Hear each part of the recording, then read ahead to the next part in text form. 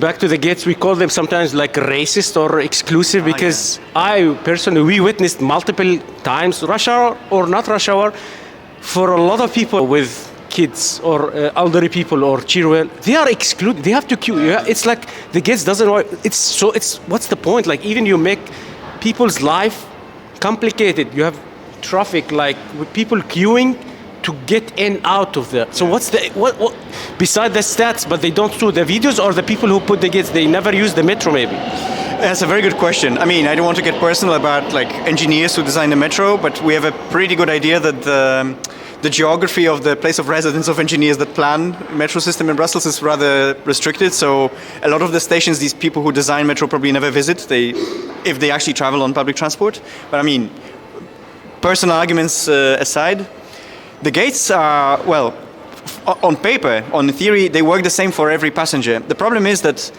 any city, and especially Brussels, is an extremely diverse city. So a passenger is not a homogeneous figure or a person. It's multiple types of people, and this constantly evolves over time. We are different people. Our bodies are different, our genders are different, our class, our ethnicity, our linguistic capacity, cognitive capacity, the way in which we decode what's going on here in the station. You and I, we speak French, Dutch, we can read, we can write, our bodies are more or less, normative. I mean, for me, crossing this gate is peanuts. I swipe my card and I go through. But indeed, the moment you are a person who cannot really, for whom this is the very first time on the metro, or who come from some rural place in Maghreb or in Eastern Europe, this is a very new experience, and it's absolutely not clear what to do here. The moment you are taking care of somebody who's elderly or a kid, you have a pram or whatever, this becomes a completely different game. And we also know very well, we've done research on this actually, that these gates very often break down. They don't work properly.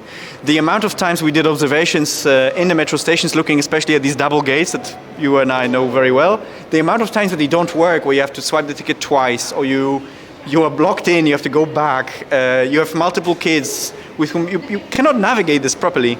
When you have shopping bags, when you have a pram, I already mentioned, wheelchair and all this. There's also excellent research that has recently come out, which shows how even if this infrastructure is theoretically adapted in some stations, but definitely not all, to people who have some physical disability, in practice this infrastructure does not work.